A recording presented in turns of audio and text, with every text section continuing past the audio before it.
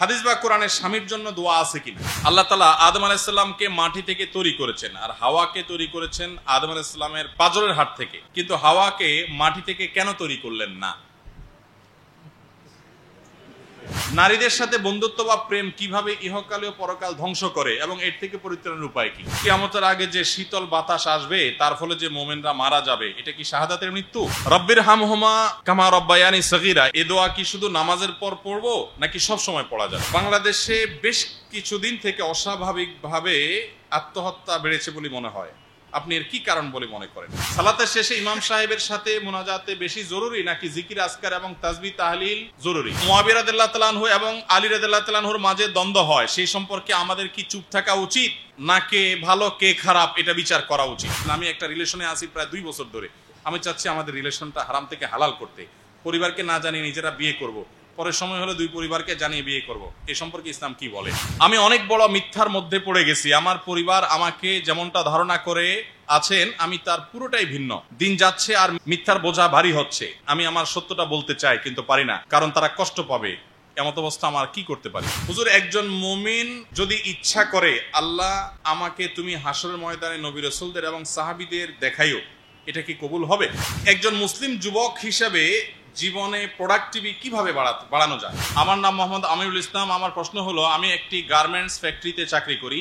সেখানে নারী পুরুষ সবাই একত্রে কাজ করে। সেখানে কোনো পর্দা নেই। কাজ করার সময় তাদের কাপড় অনেক সময় ঠিক থাকে না, আর ঊর্ধ্বতন কর্মকর্তারা গালিগালাজ করেন। এমত অবস্থায় গার্মেন্টস ফ্যাক্টরিতে আমার জন্য চাকরি করা জায়েজ হবে কি? আমরা জানি নুন সাকিন তানবিন অনুযায়ী পড়তে হয়, কিন্তু দেখা যায় অনেকে নুন সাকিন তানবিন ছাড়াই পড়ে। এটা ঠিক আছে কি? আমি একজন চাকরি প্রত্যাশী, সেক্ষেত্রে আমি কি ব্যাংকে চাকরি করতে পারবো? ইসলামী ব্যাংকে চাকরি করার বিধান কি? যেহেতু ইসলামে সুদ খাওয়া ও নেওয়া ও সাক্ষ্য দেওয়া একই বলা হয়েছে। মানুষ মারা গেলে তার নামে কিছু দান সাদেকা করা ভালো নাকি 7 দিনে অথবা 40 দিনে লোকজন দাওয়াত দিয়ে খাওয়ানো ভালো, এটা জানাবেন। পুরুষ এবং মহিলাদের গার্মেন্টস বা এই জাতীয় ফ্যাক্টরিতে চাকরি করা জায়েজ আছে কিনা? কারণ গার্মেন্টস ভালো পোশাকের পাশাপাশি কিছু অশ্লীল পোশাকও তৈরি হয়, দয়া করে জানাবেন। আপনি সকাল সন্ধ্যার জিকিরের কথা প্রায় বলে থাকেন, আসলে সকাল সন্ধ্যার জিকির কিভাবে কখন করতে হবে নিয়মটা একটু। বর্তমানে আলেমদের মধ্যে অনেক দলমত, ঐক্য নাই, এতে সাধারণ মানুষ বিভ্রান্ত হচ্ছে। এ নিয়ে আপনার কি পদক্ষেপ নিচ্ছেন? কেক তো মূলত জন্মদিন বা বিবাহের অনুষ্ঠানে খাওয়ানো হয়। যদি কেউ কেকের ব্যবসা করতে চায় তাহলে তা বৈধ হবে কিনা?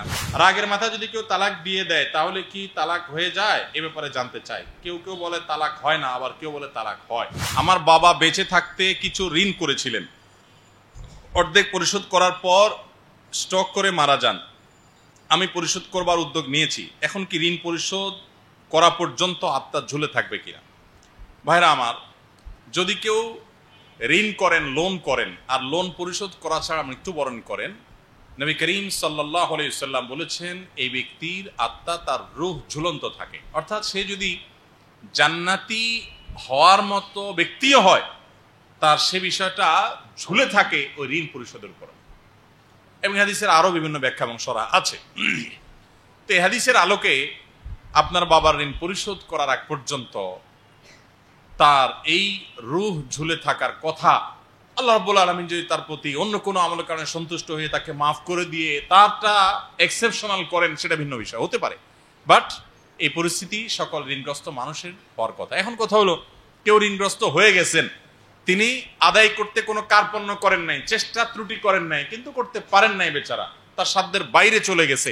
তো এই ব্যক্তির এই অবস্থা হবে কিনা? উত্তর হলো, সে যদি নিরুপায় হয়, তার কিছু করার না থাকে, ফেঁসে গিয়ে থাকে, কেউ তাকে ফাঁসায় দিয়ে থাকে, এরকম পরিস্থিতি হয়, আল্লাহ রাব্বুল আলামিন আরহামুর রাহিমিন, তিনি কারো প্রতি জুলুম করেন না, নিশ্চয়ই আল্লাহ রাব্বুল আলামিন তার প্রতি রহম করবেন। কিন্তু আপনার চেষ্টা কতটুকু হয়েছে সেটা দেখার বিষয়। দেখেন, আমার কাছে অনেকে কাগজ দেয়, ভাই ঋণ পরিশোধের জন্য আমল শিখাই দেন। তো আমি আগে সহজ সরল মনে আমল শিখে দিতাম, ভাই এই দোয়া আছে, এই দোয়া আছে। এখন আমি ভিন্ন একটা আমল বলবো আপনাদেরকে। আমল হলো, ঋণ পরিশোধের আমল হলো জমি জমা ঘর ভিটা যা আছে এগুলো সব বিক্রি করে ঋণ পরিশোধ করতে হবে। এটা হলো ঋণ পরিশোধের আমল। কারণ আমি দেখছি যারা দোয়া চায়, 1-2জনকে ধরে যখন জিজ্ঞাসা করছি, ভাই অনেক ঋণগ্রস্ত হয়ে গেছেন, পরিশোধ করার জন্য আপনি খুব পেরেশান, দোয়া দরুদ চাচ্ছেন, আলহামদুলিল্লাহ ভালো কথা, আমি দোয়া দরুদ দেবো আপনাকে। আগে একটু জিজ্ঞেস করি ঋণ কত? হুজুর 4-5 লাখ টাকা ঋণ হয়ে গেছে, তো পরিশোধ করার কোনো ব্যবস্থা নেই? না ভাই, কোনো ব্যবস্থা নেই। কি করেন আপনি? কোনো দোকানদারি করি, নিজের একটা দোকান আছে ছোট্ট। দোকানে মালামাল কি পরিমাণ আছে? হবে 5-7 লাখ টাকার মালামাল হবে। আর কি আছে? আর কিছু নাই হুজুর, ঢাকায় ভাড়া থাকি, গ্রামে একটা বাড়ি আছে। তো বাড়ির মূল্য কত হবে? ওই 5-7 লাখ টাকা হবে। আর কি আছে? জমি জমা কিছু? জমি জমা তো আছেই আলহামদুলিল্লাহ, আল্লাহর রহমতে আল্লাহ দিছে, এটা অনেক জমি আল্লাহ তাআলা দিছে আলহামদুলিল্লাহ। আছে হুজুর 500 বিঘা হবে, আছে। বিক্রি করলে কত টাকা হবে? 10-15 লাখ টাকা হবে। আচ্ছা, তো বোর স্বর্ণ গয়না কিছু আছে টাছে? বলো হুজুর এটা তো আল্লাহ তাআলার রহমতে বিয়ের সময় দিছিলাম, সৌদি আরব ছিলাম এক সময়, আলহামদুলিল্লাহ অনেক স্বর্ণই দিছে, আছে এগুলো হুজুর আল্লাহ দিবে, আল্লাহর রহমতে 4-5 বড়ই হবে হুজুর, এখানে 3-3.5 লাখ 4 লাখ টাকা হবে। তাই বললাম আপনি আসছেন দোয়া নিতে, দোয়া তো আপনার কাছ থেকে আমার নেওয়া দরকার। এত টাকা পয়সার মালিক হয়ে বসে আছেন, কেমনে হয়েছেন? আমার কিছু দোয়া দরুদ দেন। ঋণগ্রস্ত বহু মানুষ আছে বাংলাদেশের বাস্তবতায়, আমি দেখেছি যারা দোয়া খুঁজে বেড়াচ্ছে এবং কিছু বললে বলে ভাই আমার আপ্রাণ চেষ্টা আছে, কোনো ত্রুটি নাই, কিন্তু মনে করে যে আরে ব্যবসার মালামাল বিক্রি করে, জমি জমা বিক্রি করে ঋণ দেব। অনেকে আছে ব্যাংকের টাকা হাত দেবো না, সে চিন্তা করে আচ্ছা আমি হুজুর থেকে যদি এমন কোনো দোয়া পাই যে দোয়া পড়লে আল্লাহ উপর থেকে একটা বস্তা পাঠাই দেব, আমি ঋণ দিয়ে দিলাম, আমার ব্যাংকের টাকা পড়ে থাকলো। এরকম বহু মানুষ আছে না নাই? আল্লাহর কাছে দায়ী থাকবেন। ইমানদার তার যে কোনো সম্পদ আছে, তার সম্পদের শেষটুকু বিক্রি করলে ঋণের চেষ্টা করতে হবে। এরপর যদি আপনি না পারেন, হ্যাঁ আপনি একেবারে আর রাস্তায় দাঁড়িয়ে গেছেন, কিচ্ছু নাই, এরপরে আপনি আল্লাহর কাছে সাহায্য চাইলে বান্দা এই চেষ্টা আল্লাহ দেখবেন যে বান্দা তার সাথে সবটুকু করে ফেলছে, আল্লাহ সাহায্য করবেন। আপনি চিন্তা করতেছেন যে জমি জমা বিক্রি করলে পোলাপান থাকবে কি, কোথায় খাবে কোথায়? আপনার জন্য ঋণ পরিশোধ করাটা কি সুন্নত না নফল? ফরজ। তাহলে এই ফরজ যদি হয়ে থাকে, অন্য কোনো উপায় না থাকলে আপনার জমি বিক্রি করাটাও ফরজ। কথা বুঝেন নাই? যে ফরজ বাস্তবায়নের জন্য যে উপায় মানুষের কাছে থাকে, সেই উপায়টা অবলম্বন করাও ফরজ হয় যদি আর কোনো উপায় না থাকে। আল্লাহ তাআলা আমাদের ঋণগ্রস্ত ভাইদেরকে ঋণ পরিশোধ করার পরে সিরিয়াস হওয়ার তৌফিক দান করুন। আমাদের কাছে অনেকে আয়সা বলে অফিসে, ভাই সুদ হারাম কর্জে হাসানা সমাধান একটু ক্যাম্পেইন করেন। বলে এটা তো ভালো কথা, আসলে করা উচিত, আমরা করিও। কিন্তু মুশকিল হলো যখনই বলি ভাই ঋণ পরিশোধ, ঋণ দেওয়া সওয়াবের কাজ, কোন কোন হাদিসে আছে দান করার চাইতেও ঋণ দিলে বেশি সওয়াব হয়। এটা আবার কেমনে? সেটা আরেক প্রশ্ন, যে দান করলাম তো একসাথে দিয়ে দিলাম, ঋণ দিয়ে তো আবার নেব, তো এখানে সওয়াব বেশি হয় কিভাবে? এর মানে হলো কোন কোন ক্ষেত্রে আপনি একজনকে 10 টাকা দান করলেন, তো যাকে 10 টাকা দান করলেন তারে 10 টাকা না দিলেও তেমন কোনো অসুবিধা তার হবে না, কিন্তু আরেকজনের 10 টাকা ঋণ দরকার, ওইটা দিলে তার অনেক উপকার হয়ে যাবে। তাহলে এই ঋণটা এই দানের চাইতে উত্তম। কথা কি বুঝাতে পারছি ভাইরা আমার? তো আমি বলি ভাইরে ঋণের ফজিলত বলবো কোন মুখে? এটা তো বলতে পারি না, কারণ আমি তো আমার দেশে মানুষের নেচার জানি। যে দোকান থেকে বাকি খায় ওই দোকানের সামনে দিয়ে আর হাঁটে না। দোকানদারের বাকি খাইতে খাইতে বেচারার দোকানে ফুটানির উপক্রম হয়ে গেছে, এবার নগদ টাকা দিয়ে অন্য দোকান থেকে কিনে খায়। এসা নিমক হারাম দেশে ভুরি ভুরি আস, শুধু আসে না, আবার সেই লোক যদি বলে হুজুর একটা দোয়া দেন যাতে বাকিগুলো পরিশোধ হয়, মানে পকেটের টাকা আমি দেবো না হুজুর, এটা আমার কাছে থাক, আপনি একটা দোয়া টোয়া দেন, ওই কাটাকাটি এমনি এমনি হয়ে যায়, আমারটা আমার কাছে থাকে। এই চালাকি করলে কি হবে? আল্লাহ তাআলা আমাদেরকে ঋণ পরিশোধ করার গুরুত্ব বুঝার তৌফিক দান করুক। বুখারীর হাদিস, নবী করিম সাল্লাল্লাহু আলাইহি ওয়াসাল্লাম বলেছেন, আহসানুকুম কাদাআ, তোমাদের ভিতরে সবচেয়ে উত্তম মানুষে যে ঋণ পরিশোধ করতে গিয়ে সবচেয়ে ভালো মানুষের পরিচয় দিতে পারে। ভাইরা আমার, মাতালুল গনি যুলমুন, নবী সাল্লাল্লাহু আলাইহি ওয়াসাল্লাম বলেছেন যাকে আল্লাহ সচ্ছলতা দিয়েছেন, তৌফিক দিয়েছেন, সে ঋণের টাকা বাকি টাকা ঘুরায় ঘুরায় তালবাহানা করে, এটা জুলুম। অনেক লোক আছে শ্রমিকের বেতন দেয় না, শ্রমিকের পাওনা দেয় না, অনেক কন্ট্রাক্টর আছে যে মিস্ত্রির বেতন দিচ্ছে না, অনেক বড় বড় মালিকরা আছে যে কন্ট্রাক্টরদের টাকা দিচ্ছে না, কিন্তু উনি রমজানের শেষ দশকে সপরিবারে মক্কায় বাইতুল্লাহ ইতিকাফ করতে গেছে। আছে না নাই? এরকম অনেক মানুষের ইতিকাফ দেখে শয়তানও হাসে যে ভাই শয়তানির এই লেভেলে তুই কেমনে গেলি, আমিও তো যেতে পারলাম না। যে গাছের গোড়া কাটে আগা দিয়ে পানি দিচ্ছ, হ্যাঁ এটা আবার সবার জন্য প্রযোজ্য না। অনেকে আছেন যে তার ঋণ পরিশোধের সিস্টেমিক্যাল ওয়ে আছে, মাসে মাসে দিচ্ছেন, বিভিন্ন উপায় আছে, এবং এই ফাঁকে তিনি উমরাও করছেন, তার উমরাটা মানুষের টাকা না দিয়ে হচ্ছে না, বরং দুইটারই আলাদা আলাদা রুট আছে, তাদের কথা ভিন্ন। আল্লাহ তাআলা আমাদেরকে ঋণ পরিশোধ করার গুরুত্ব বুঝার তৌফিক দান করুন। যে ভাই প্রশ্ন করেছেন আপনার বাবার তরফ থেকে, আপনার প্রশ্নের খোলাসা উত্তর হলো যে আপনি যে বাবার ঋণ পরিশোধ করার চেষ্টা করছেন এটা খুব প্রশংসার কাজ, খুবই প্রশংসার কাজ, এবং সেই সাথে আল্লাহর কাছে দোয়াও করবেন যে আল্লাহ আমার বাবা যদি ঋণ পরিশোধ করতে গিয়ে কোনো ত্রুটি করে থাকে, অবহেলা করে থাকে, আপনি তাকে মাফ করে দিন। ইনশাআল্লাহ ঋণ পরিশোধ করতে পারলে তিনি দায়মুক্ত হবেন, আবার অবহেলা হয়ে থাকলে আল্লাহ তাআলা তাকে ক্ষমাও করে দিবেন ইনশাআল্লাহ। আল্লাহ তাআলা রহমান রাহিমিন। বান্দা যখন আল্লাহর কাছে দোয়া করে আল্লাহ তাআলা দোয়া কবুল করেন। বিশেষ করে বাবার জন্য সন্তানের দোয়া বড় গুরুত্বপূর্ণ। হাদিসে আসছে নবী সাল্লাল্লাহু আলাইহি ওয়াসাল্লাম বলেছেন, কোন ব্যক্তি জান্নাতি হওয়ার পর তার মর্যাদা হঠাৎ বৃদ্ধি পায়, তখন সে বলে আল্লাহ কিভাবে চেঞ্জ হলো ক্লাস, আমি তো এই ক্লাসের জান্নাতি ছিলাম, আমাকে আপার ক্লাসে দেওয়া হলো কিসের ভিত্তিতে, আমি তো কোনো আমল করে যে নিজের মর্যাদা বাড়াবো এখন সেই স্কোপ তো শেষ, আমি তো মৃত্যুবরণ করেছি। তখন আল্লাহর পক্ষ থেকে বলা হবে বিদুআই ওয়ালাদিকা লাক, তোমার সন্তান তোমার জন্য যে দোয়া করেছে দুনিয়াতে, ওই দোয়ার কারণে তোমার এই ক্লাসকে বৃদ্ধি করে দেওয়া হয়েছে। এই জন্য বাবা মার জন্য দোয়া করবো তো ইনশাআল্লাহ। অনেকে আছেন মমতাময়ী মাকে হারিয়েছেন, বাবাকে হারিয়েছেন, বহু মানুষ আছেন যে আপনার সুদিন আপনার বাবা দেখে যেতে পারেন নাই, আছে না? অনেক কষ্ট মা করেছেন কিন্তু আপনার সুদিনটা দেখে যেতে পারেন নাই, নাতিপুতি গুলো অনেক আছেন না এরকম? মা বাবার জন্য চোখের পানি ফেলে দোয়া করবেন, এটাই তাদের সবচেয়ে বড় উপকার হবে এই মুহূর্তে, সবচেয়ে বড় উপকার। চোখের পানি ফেলে দোয়া করবেন, আল্লাহ তাআলা আমার বাবাকে নিয়ে গেছেন, 1 বছরের বেশি সময় হলো, আমার মনে হয় না আমার জীবনে একটি দোয়াও বাবার মৃত্যুর পর, একটি সিঙ্গেল দোয়া আমার মনে হয় না যে বাবাকে আমি শামিল করা ছাড়া কোনো দোয়া করতে পারি। সেটা 10 সেকেন্ডের দোয়াও যদি হয়, সবার আগে বাবার কথা স্মরণে চলে আসে। আল্লাহ তাআলা আমাদের সবাইকে মা বাবার হক আদায় করার তৌফিক দান করুন। রব্বির হামহুমা কামা রব্বায়ানি সগীরা, এই দোয়া কি শুধু নামাজের পর পড়বো নাকি সব সময় পড়া যাবে? রব্বির হামহুমা কামা রব্বায়ানি সগীরা, আল্লাহ আমার মা বাবার প্রতি আপনি রহম করুন, এই দোয়া আমাকে শিশুকালে যেরকম তারা মায়া করেছেন আপনি তাদের প্রতি এখন সেরকম মায়া করুন। বড় বড় অসাধারণ একটি দোয়া এবং বড় হৃদয় স্পর্শী একটা দোয়া, তাই না? মা বাবার জন্য আল্লাহ ছোটবেলায় শিশুকালে বাবা মা আমাকে কত আদর স্নেহ দিয়েছেন, ঠিক একই রকম আদর স্নেহ আপনি তাকে দিন, এখন তাদেরকে দিন। এই দোয়া পড়া খুব ভালো, কিন্তু এই দোয়ার সাথে কোনো সময়ের বিশেষ কোনো সম্পর্ক নেই। 5 ওয়াক্ত নামাজের পরে এই দোয়া পড়তে হবে এমন কোনো কথা নেই, বরং আপনি এই দোয়া যে কোনো সময় পড়তে পারেন। আল্লাহ তাআলা আদম আলাইহিস সালামকে মাটি থেকে তৈরি করেছেন, আর হাওয়াকে তৈরি করেছেন আদম আলাইহিস সালামের পায়ের হাড় থেকে, পাঁজরের হাড় থেকে। কিন্তু হাওয়াকে মাটি থেকে কেন তৈরি করলেন না? এটা তো যেহেতু আমরা বাঙালি, আমাদের তো এই কেন কিন্তু বাইর করতে হবে, ঠিক আছে? তো আমরা আলোচনায় কিন্তু এটার উত্তর দিয়ে ফেলেছি, তাই না? যে আল্লাহ রাব্বুল আলামিনের সব কাজের কেন যদি আমাকে বুঝে ফেলতে হয় বা আমি বুঝেই ফেলতে পারি, তাহলে আল্লাহর আমার ভিতরে পার্থক্য কি? তাই না? যে সবই আমি বুঝে ফেললাম, তাহলে আর কি পার্থক্য থাকলো?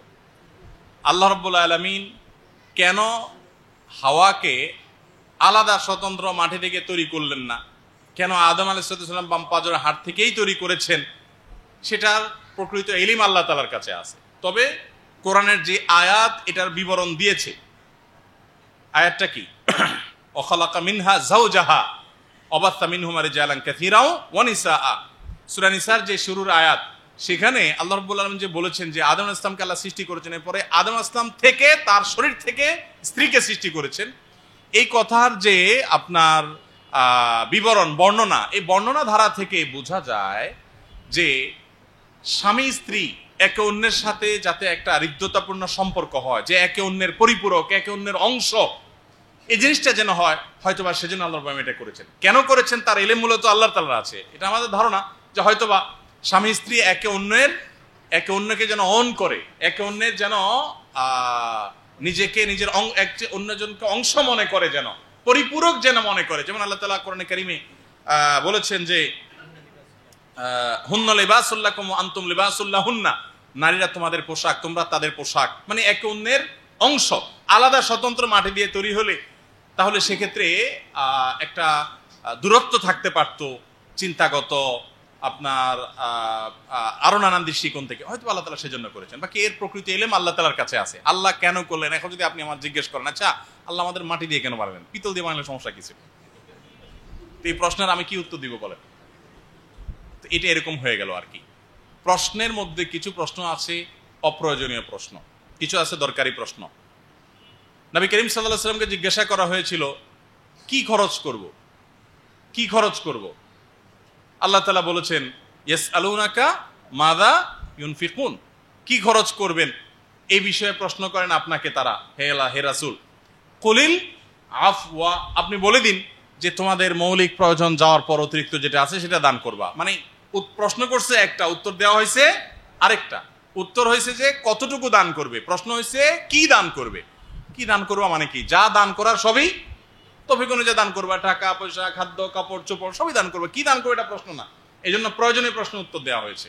আল্লাহ তাআলা আমাদেরকে এই জন্য আসওয়াল নিসফুল ইলম, সোয়াল বা প্রশ্ন, প্রয়োজনীয় প্রশ্ন করতে পারা, এর ভিতরে অর্ধেক জ্ঞান থাকে। আচ্ছা, এরপরে প্রশ্ন হলো, বাংলাদেশে বেশ কিছুদিন থেকে অস্বাভাবিকভাবে আত্মহত্যা বেড়েছে বলে মনে হয়, আপনি এর কি কারণ বলে মনে করেন? ভাইরা আমার, আমাদের দেশে আত্মহত্যার প্রবণতা ভয়াবহ আকার ধারণ করেছে এবং সেটা কোন পর্যায়ে পৌঁছেছে আমার বিশ্বাস আমরা এখানে যারা আছি ম্যাক্সিমাম আমরা এখনো টের পাচ্ছি না যে আমরা কোথায় দাঁড়িয়ে আছি। প্রতি বছর 10ই সেপ্টেম্বর বিশ্ব আত্মহত্যা প্রতিরোধ দিবস পালিত হয় সারা পৃথিবীতে, এবং তারই অংশ হিসেবে আমাদের দেশেও পালিত হয়েছে। সামাজিক সংগঠনগুলো নানান উদ্যোগ গ্রহণ করেছে যাতে করে আত্মহত্যা প্রবণতা কমে। এ উপলক্ষে বাংলাদেশের প্রথম সারির একটা জাতীয় দৈনিক 9 সেপ্টেম্বর, এই যে গত 9 সেপ্টেম্বর একটা রিপোর্ট, লম্বা একটা রিপোর্ট প্রকাশ করেছে। সেখানে তারা লিখেছেন বাংলাদেশে কত মানুষ প্রতি বছর আত্মহত্যা করে তার প্রকৃত চিত্র এটা এবং প্রকৃত পরিসংখ্যান এটা সংরক্ষণ করার কোনো সেরকম বিশ্বস্ত বা গ্রহণযোগ্য কোনো উপায় নাই, মাধ্যম নাই। বিভিন্ন মাধ্যমে যে তথ্যগুলো পাওয়া যায় তার আলোকে তারা বলেছেন যে 2011 সনে বাংলাদেশ আত্মহত্যায় পৃথিবীর 38তম স্থানে ছিল। কততমে? 38তম। পৃথিবীর যে দেশগুলোতে আত্মহত্যা বেশি হয় এগুলো সিরিয়ালে বাংলাদেশের সিরিয়াল ছিল 38। মাত্র 4 বছরের ব্যবধানে 2014 সনে সেটি এসে ঠেকেছে 10ম স্থানে। 14 সনে বাংলাদেশ আত্মহত্যা প্রবণ দেশগুলোর ভিতরে কত নম্বর? 10 নম্বরে আসছে। এটা তো 14 সনের কথা, এরপর আসেন আরো পরের দিকে। শুধু করোনার সময়ে, করোনার এই সময়টার মধ্যে বাংলাদেশে 14,000 মানুষ আত্মহত্যা করেছে। একই রিপোর্টে উল্লেখ করা হয়েছে প্রতিদিন 38 জন মানুষ 38 জন না 32 জন, আমার ভুল না হয় তাহলে 32 জনে ধরি, 32 জন মানুষ আত্মহত্যা করেছে এবং 4 বছরের ব্যবধানে 39.6% আত্মহত্যা বেড়েছে। এবং 2022 সনে শুধু শিক্ষার্থীদের মধ্যে, বিশ্ববিদ্যালয় পড়ুয়া শিক্ষার্থীদের মধ্যে 364 জন আত্মহত্যা করেছে। ভাইরা আমার, এই পরিসংখ্যানটা কি খুব ভয়াবহ না বলেন? কেন আত্মহত্যা হয়? প্রশ্ন হলো আত্মহত্যা প্রবণতা কেন বাড়ছে আমাদের দেশে? আপনাদের কাছে আমি জিজ্ঞাসা করতে চাই, আপনার একটু অডিয়েন্স থেকে একটু বলেন তো দেখি আত্মহত্যা এত বাড়তেছে কেন? একজন বলছেন লোভে, হ্যাঁ, আর হতাশায়, আর আর আর বেকারত্বের কারণে, হ্যাঁ, বিশ্বাস না থাকার কারণে, নানান কারণ আমরা বলি। সামাজিক সংগঠনগুলো এটার অনেকগুলো কারণ তারা অ্যানালাইসিস করে বলেছেন, যেমন বেকারত্ব, কারোর দ্বারা অপমানিত হয়েছে, কাঙ্ক্ষিত জিনিস পায় নাই, অপমান বোধ করেছে, অথবা বিচ্ছেদের কারণে, মাদকের কারণে অনেকে আত্মহত্যার দিকে চলে যায়, অনেকে ঋণগ্রস্ত হয়ে পরিশোধ করতে না পারার কারণে আত্মহত্যা করে, অর্থনৈতিক অভাব অনটনের কারণে অনেকে আত্মহত্যা করে, এরকম অনেক কারণ উল্লেখ করা হয়েছে। কিন্তু আপনাদের কাছে আমার জিজ্ঞাসা হলো, বাংলাদেশে আজ থেকে 20, 40, 50 বছর আগে, 30, 40 বছর বা 50 বছর আগে, স্বাধীনতার সময়কার বা স্বাধীনতার পরপরের সময়গুলোতে আমাদের দেশে মানুষের কর্মসংস্থানের সুযোগ এত বেশি ছিল নাকি এখন বেশি সুযোগ আছে? তখন তাহলে আত্মহত্যার প্রবণতা এত বেশি কেন ছিল না? যদি বেকারত্বই আত্মহত্যার কারণ হয়ে থাকে তখন কেন আত্মহত্যা? তখন তো এত চাকরির সুযোগ, এত কলকারখানা, এত প্রতিষ্ঠান ছিল না। যদি বলেন যে আর্থিক অনটনের কারণে মানুষ আত্মহত্যা করছে এবং এটা বাড়তেছে, তাহলে আমি বলবো আমাদের দেশে এখন এই 2023-এ দাঁড়িয়ে আমরা যখন 23-এর শেষ মুহূর্তের জায়গায় দাঁড়িয়ে আমরা শেষের দিকে, এ পর্যায়ে যত দালান কোঠা, বিল্ডিং, গাড়ি বাড়ি আছে, আজ থেকে 10-20 বছর আগে এগুলো ছিল? 50 বছর আগে এতগুলো ছিল না। তাহলে বোঝা গেল যে এগুলো না। আসল কারণ কি? মানুষের মধ্যে দিনদারিতা, ধার্মিকতা এবং তাকওয়া কমে যাচ্ছে। এই কারণে আত্মহত্যা প্রবণতা বাড়তেছে। আত্মহত্যা দেখবেন গরিবের চাইতে ধনীরা বেশি করে, ঠিক না ঠিক বলেন? আরো আজব বিষয় হলো, যারা সারাদিন নাটক সিনেমায় আপনাকে অভিনয় করে করে কিভাবে আপনি সুখী হবেন এটা শেখায়, এরা দেখবেন আত্মহত্যা আরো বেশি করে। কিরে ভাই, আপনাকে যে সারাদিন ট্রেনিং দেয় কিভাবে প্রেম ভালোবাসা করবেন, তার বিয়া দেখবেন সবচেয়ে বেশি ভাঙে। তুমি কি ট্রেনিং দিলা? তোমার নিজেরই তো ঠিক ঠিকানা নাই, মেড ইন চায়না, ভেঙে যায় কোনো কোনো। তো আল্লাহ তাআলা আমাদেরকে বুঝার তৌফিক দান করুন। ভাই, পৃথিবীর সবচেয়ে বেশি আত্মহত্যা প্রবণ দেশগুলোর একটা হলো জাপান, আর একটা হলো সাউথ কোরিয়া। ভয়াবহ অবস্থা আত্মহত্যা। অথচ এই দেশগুলো পৃথিবীর সবচেয়ে উন্নত দেশগুলোরও অন্যতম। তাহলে বোঝা গেল মূল সমস্যা হলো দ্বীনি চেতনা, ঈমান কমে যাওয়া। যদি কারোর ভেতরে ঈমান থাকে সে আত্মহত্যা করতে পারে? কেন পারে না বলেন তো? হারাম করেছেন, এটা সাদামাটা কথা, এর পেছনে কথা আছে। সেটা ওই আত্মহত্যা মানুষ কেন করে? মানুষ আত্মহত্যা করে এই জন্য সে মনে করে দেয়ালে পিঠ থেকে গেছে, আমার কোনো উপায় নাই। উপায় নাই এই জন্য সে আত্মহত্যা করে, তাই না? কিন্তু ইমানদারের কি উপায় নাই এটা বলার সুযোগ আছে? উপায় নাই মানে ইমানদারের উপায় কখনো শেষ হয়? সব উপায় বন্ধ হয়ে যায়, আল্লাহর দরজা খোলা থাকে কি থাকে না? এজন্য ইমানদারকে আল্লাহ তাআলা বলেছেন, ওয়ালা ইয়াইআস মির রাউহিল্লাহি ইল্লাল কওমুল কাফিরুন। কাফের ছাড়া কেউ আল্লাহর রহমত থেকে নিরাশ হওয়ার সুযোগ। ইমানদার জানে আল্লাহ তাআলা কাদির, সবকিছু করতে সক্ষম। আমি এখন অপমানিত হয়েছি, আমার এই অপমানকে আল্লাহ রাব্বুল আলামিন সম্মানে পরিবর্তন করে দিতে পারেন 2-4 বছরের ব্যবধানের মধ্যে। অতএব আমি সহ্য করে সে সময়ের অপেক্ষা করি। ইমানদার সে বিশ্বাস রাখবে কি রাখবে না? এই জন্য ইমানদার কখনো আত্মহত্যা করতে পারে না। নবী করিম সাল্লাল্লাহু আলাইহি সাল্লাম আত্মহত্যাকারী ব্যক্তির জানাজা পড়তেন না। নবী করিম সাল্লাল্লাহু আলাইহি সাল্লাম আত্মহত্যাকারী ব্যক্তির জানাজা পড়তেন না, অন্যদেরকে দিয়ে পড়াতেন। তো আমাদেরকে আল্লাহ তাআলা এই ভয়াবহ থেকে, পরিস্থিতি থেকে বেঁচে থাকার তৌফিক দান করুন। এরপরে প্রশ্ন হলো, মুআবিয়া রাদিয়াল্লাহু তাআলা আনহু এবং আলী রাদিয়াল্লাহু তাআলা আনহুর মাঝে দ্বন্দ্ব হয়, সেই সম্পর্কে আমাদের কি চুপ থাকা উচিত, না কে ভালো কে খারাপ এটা বিচার করা উচিত? সাহাবীদের মধ্যকার যে সমস্ত মতপার্থক্য দেখা দিয়েছে, একজন মুসলমান হিসাবে সে বিষয়ে কাউকে দোষারোপ করা থেকে আমাদের বিরত থাকা উচিত। সাহাবীদের ব্যাপারে নবী করিম সাল্লাল্লাহু আলাইহি সাল্লামের পরিষ্কার বক্তব্য আছে, লা তাসুব্বু আসহাবি, তোমরা আমার সাহাবীদের সমালোচনা গালমন্দ করবে না।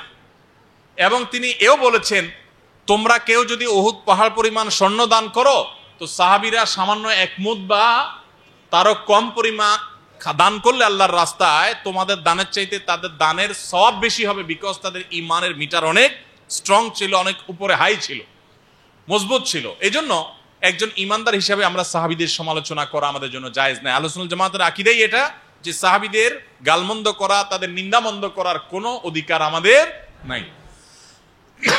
আমরা ইতিহাসের অংশ হিসাবে, পাঠ হিসাবে আমরা জানতে পারি কি ঘটেছে না ঘটেছে, কিন্তু কাউকে দোষারোপ করব না। কারণ সাহাবীদের একটা বৈশিষ্ট্য হলো, দেখেন কোরআনে কারিমে আল্লাহ তাআলা তাদেরকে সার্টিফিকেট দিয়েছেন যে তারাহুম রুকআন সুজদান ইয়াবতাগুনা ফাদলাম মিনাল্লাহি ওয়া রিদওয়ানা। সাহাবীদেরকে দেখবা রুকুতে সিজদায় তারা আল্লাহর সন্তুষ্টি চায়। কি চায়?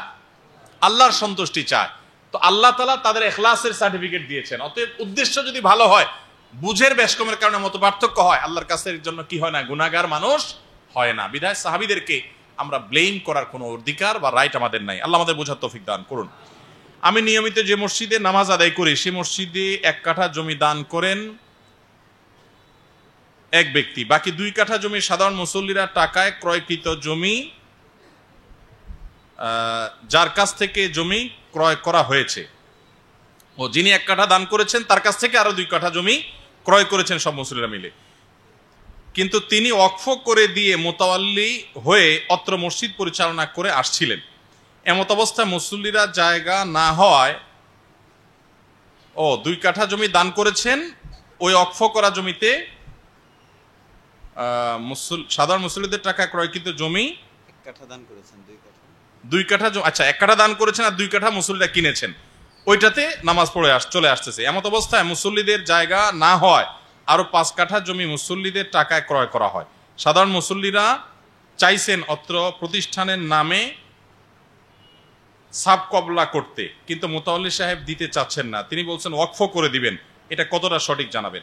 মোতাওয়াল্লি সাহেবের ওয়াকফ করার কোনো রাইট নাই, কোনো অধিকার নাই। ওয়াকফ করা মানে দান করা। ওয়াকফ মানে কি? এখন আপনি 1 কাঠা জমি দান করেছেন, ভালো কথা, আল্লাহর কাছে সওয়াব পাবেন। আরো 5 কাঠা জমি যদি মুসল্লিরা সবাই মিলে টাকা তুলে কিনে, দাম কম হোক বেশি হোক সেটা পরের কথা, কিন্তু টাকা যদি পরিশোধ করে থাকে তাহলে তো মুসল্লিরা টাকা দিয়ে জমিটা কিনেছেন, এখন আপনি যদি ওয়াকফ করেন এর মানে হলো আপনার 1 কাঠা আর 5 কাঠা সবগুলো আপনি দান করলেন। আসলে তো আপনি দান করেন, এটা মিথ্যা কথা, কথা বুঝেন নাই?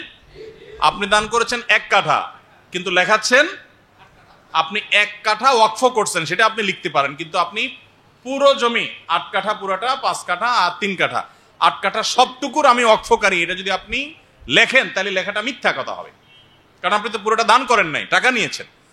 এজন্য এইরকম যদি হয় তাহলে সেক্ষেত্রে অবশ্যই এই অসততা করা জায়েজ হবে না। আমরা অনেক সময় এই সমস্ত ক্ষেত্রগুলোতে বড় ধরনের ভুল করে ফেলি। আল্লাহ তাআলা আমাদেরকে ইসলাহ এবং সংশোধন হওয়ার তৌফিক দান করুন। আমি অনেক বড় মিথ্যার মধ্যে পড়ে গেছি, আমার পরিবার আমাকে যেমনটা ধারণা করে আছেন আমি তার পুরোটাই ভিন্ন। দিন যাচ্ছে আর মিথ্যার বোঝা ভারী হচ্ছে।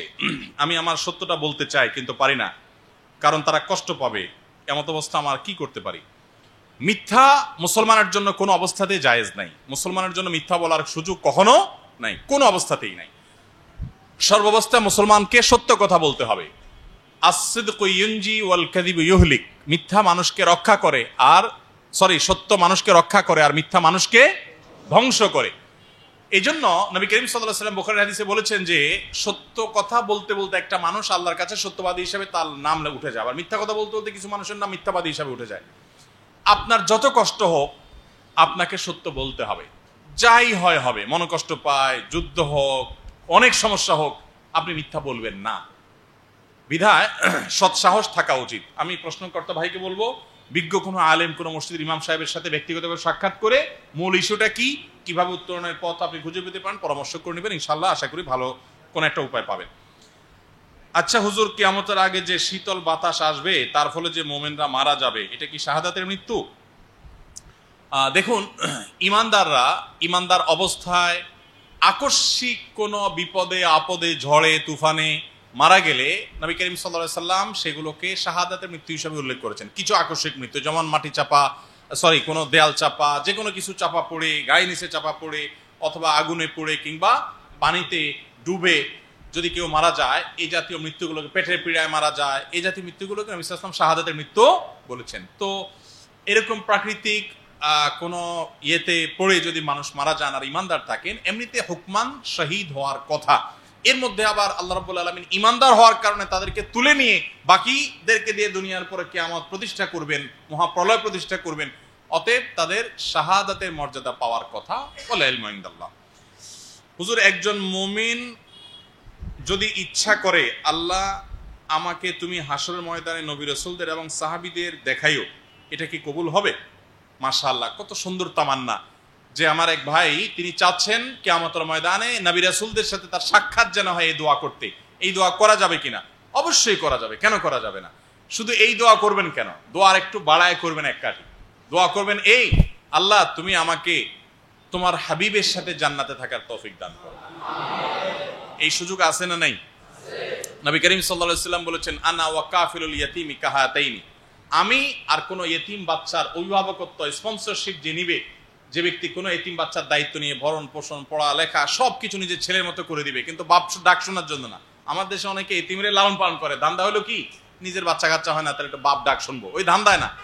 আমার কোনো সে নাই, তার মা তার সকল উপার্জন ভোগ করবে, আমি শুধু পড়াই দিলাম, খাওয়াই দিলাম, জামা কাপড় দিলাম, শুধু আল্লাহ খুশি করার জন্য। এটা যদি কেউ করে, নবী সাল্লাল্লাহু আলাইহি ওয়াসাল্লাম বলেছেন, আনা ওয়া হুয়া কাহাতাইনি, আমি আর সেই 2 আঙ্গুলের মতো, এই 2 আঙ্গুল যেরকম পাশাপাশি, জান্নাতে সেরকম কাছাকাছি থাকবে। এরকম 6-7টা আমল আছে, যে 6-7টা আমলের কারণে জান্নাতে নবী সাল্লাল্লাহু আলাইহি ওয়াসাল্লামের কাছে থাকা যাবে। এক সাহাবী বলছে, ইয়া রাসূলুল্লাহ, আমি আপনার সাথে জান্নাতে থাকতে চাই। ও তিনি না বলেছেন, নবী করিম সাল্লাল্লাহু আলাইহি ওয়াসাল্লাম বলেছেন, একটা কিছু চাও আমার কাছে, এটা বিশেষ উপলক্ষে দোয়া, কিছু একটা চাও। তো বলছে, হে আল্লাহর রাসূল, আপনার সাথে আমি জান্নাতে থাকতে চাই। সাহাবীরা চাইলেও বড়টা চাইতেন, আমরা হইলে কি বলতাম আল্লাহ জানে কি বলতাম। বেকার যুবকরা বলতো, আল্লাহ, হে রাসূল, আপনি আল্লাহর কাছে দোয়া করে দেন, আমার একটা চাকরি হইলেই চলবে, বেশি না 50,000 টাকা স্যালারি হইলে চলবে। আমরা এসব চিন্তা করতাম, তাই না? সাহাবীরা কিন্তু খুব বেশি টাকা পয়সার দিক থেকে আমাদের মতো এত পয়সাওয়ালা ছিলেন না তো, তাই না? অথচ আল্লাহর কাছে চাইছেন সবচেয়ে বড়টা, যে আল্লাহ রাসূল, জান্নাতে আপনার সাথে থাকতে চাই। মানে এতে তো জান্নাতের নিশ্চয়তা তো হলো, নবীর সাথে থাকাটাও হয়ে গেল। কত বড় চাওয়া! তখন নবী করিম সাল্লাল্লাহু আলাইহি ওয়াসাল্লাম বলেছেন, ঠিক আছে, ভালো কথা, তুমি চাইছো, তোমার চাওয়া পূরণ হতে পারে, তবে একটা কাজ তোমাকে করতে হবে। কি? আইননি বিকাসরাতি সুজুদ, তুমি আমাকে বেশি বেশি সিজদা দিয়ে বেশি বেশি নামাজ পড়ে সাহায্য করো, তাহলে তোমাকে আমি কাছে রাখতে পারবো। তো অনেক আমল আছে, আপনি শুধু দোয়া করবেন না, নবী রাসূলদের সাথে সাক্ষাৎ তো হবে এবং নবীজি সাল্লাল্লাহু আলাইহি ওয়াসাল্লামের সাথে থাকবেন, এই আমলগুলো বেশি বেশি করবেন। অনলাইনে আমাদের একটা ভিডিও আছে যে আমলগুলোর দ্বারা নবী সাল্লাল্লাহু আলাইহি ওয়াসাল্লামের সাথে জান্নাতে থাকার সুযোগ আছে। অনেকগুলো আমলের তালিকা হাদিস থেকে আমরা বের করে নিয়েছি, সেগুলো আপনি দেখে নিতে পারেন। একজন মুসলিম যুবক হিসেবে জীবনে প্রোডাক্টিভিটি কিভাবে বাড়ানো যায়, খুব দরকারি প্রশ্ন। আলহামদুলিল্লাহ, মুসলিম যুবকদের প্রোডাক্টিভিটি বাড়ানোর চেষ্টা চিন্তা করা উচিত, যেটাকে জীবনের বারাকা বলা হয়, বরকত। দেখেন, প্রোডাক্টিভিটি যদি বাড়াতে চান, সময়ের অপচয় রোধ করতে হবে, অপচয় বন্ধ করতে হবে। সবচেয়ে বেশি এখন সময়ের অপচয় হয় কিসে? মাশাআল্লাহ, সবাই মুত্তাফাকুন আলাইহি, সবাই একমত যে এই মোবাইল ফোনের সবচেয়ে বেশি সময়ের অপচয় হয়। আপনার জীবনে যদি আপনি প্রোডাক্টিভিটি বাড়াতে চান, এই মোবাইল ফোনের গলা চিপে ধরতে না পারলে জীবনেও আপনার দ্বারায় বড় কিছু ঘটানো সম্ভব নয়।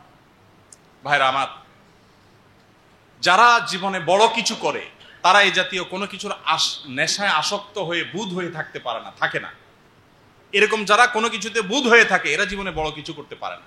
যদি কিছু করতে চান, জীবনকে বরকতময় করতে চান, অনেক কল্যাণ আপনার জীবনে হোক যদি চান, তাহলে আপনাকে অবশ্যই এই মোবাইল ফোন নিয়ন্ত্রণ করতে হবে। মোবাইল ফোন নিয়ন্ত্রণ করার জন্য একটা সহজ বুদ্ধি হলো, আপনি যদি মনে হয় যে না আমি কোনোভাবে পারতেছি না, তাহলে কিছুদিনের জন্য মোবাইল ফোনটা বিক্রি করে একটা বাটন ফোনে চলে যান। ওইটা টিপে খুব একটা জুত পাবেন না, বুঝেন নাই? এবং এতে কিছু ক্ষতি হবে, সেটা আপনি মেনে নেন, অসুবিধা নেই। আমার 17 বছরের ছেলেটা, আমি বিভিন্ন জায়গায় বলেছি, এখনো পর্যন্ত তার ফোন নাই। আজকেও এক জায়গায় গেছে, ওই মান মোবাইল হাতে, একারে ফোন দিয়েছি কি আমার মোবাইল হাতে, তার ফোন নাই। না থাকাতে কিছু অসুবিধা হচ্ছে, কিন্তু তার চাইতে সুবিধা বেশি, অসুবিধার চাইতে সুবিধা বেশি। এই জন্য মোবাইলকে নিয়ন্ত্রণ করতে হবে। আর যদি মনে হয় না এত বড় অপারেশন আমি করতে পারবো না, তাই আসেন আপনাকে একটু লেজার টেজার কোনো একটা আইটেম দিয়ে অপারেশন করা লাগবে না। সেটা হলো যে আপনি নির্দিষ্ট সময়ে শুধুমাত্র ওপেন করবেন মোবাইল, এর বাইরে না। নেট কানেকশন সব সময় লাগাবেন না। সকালে নাস্তার পরে, দুপুরে খাওয়ার পরে, রাতে খাওয়ার পরে বা খাওয়ার আগে 10 মিনিট 15 মিনিট করে আমার যত টিপাটিপি আছে, যত রিপ্লাই আনসার দেওয়া আছে, মেসেঞ্জার, হোয়াটসঅ্যাপ, সব বন্ধু বান্ধব সেরে ফেলবো এর মধ্যে, শেষ। এরপর আর শুনবো না। 2-4 ঘন্টা জমুক একসাথে দেখেন, ফুটুস করে একটা মেসেজ আসলো, একবার দেখলেন, আবার আরেকটা আসলো, তো সারাদিনই মেসেজ আসতে থাকবে, আপনি এবার দেখতে থাকবেন। এটা কোনো প্রোডাক্টিভ মানুষের কাজ হতে পারে না। দেখেন, আমাদের প্রিয় নবী সাল্লাল্লাহু আলাইহি সাল্লাম নবুয়তের দায়িত্ব হেরা বুঝে পাওয়ার পর তিনি আদম আলাইহিস সালাম যখন মাটি এবং কাদার মধ্যে, তখন থেকে নবী, কিন্তু নবুয়তের দায়িত্ব বুঝে পাওয়ার পর থেকে মাত্র 23 বছর সুযোগ পেয়েছেন। কত সময়?